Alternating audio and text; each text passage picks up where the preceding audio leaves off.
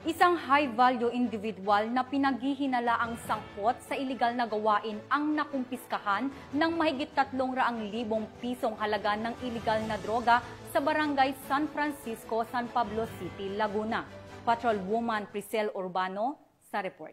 Isang individual na hinihinalang sangkot sa iligal na droga ang naaresto sa ikinasang bypass operation ng Provincial Drug Enforcement Unit at San Pablo Component City Police Station sa Barangay San Francisco, San Pablo City, Laguna.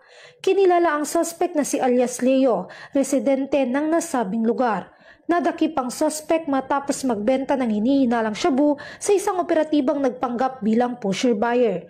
Nasamsam naman mula sa kanya ang 2 heat-sealed transparent plastic sachet na naglalaman ng tinatayang 50 gramo ng hinihinalang shabu na nagkakahalaga ng humigit kumulang 340,000 pesos.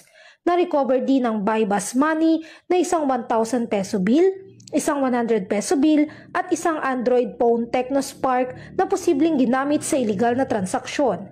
Nasa kustodiya ng San Pablo Component City Police Station ang suspect habang inihahanda ang mga kasong isasampa laban sa kanya sa ilalim ng Republic Act 9165 o Comprehensive Dangerous Drugs Act of 2002.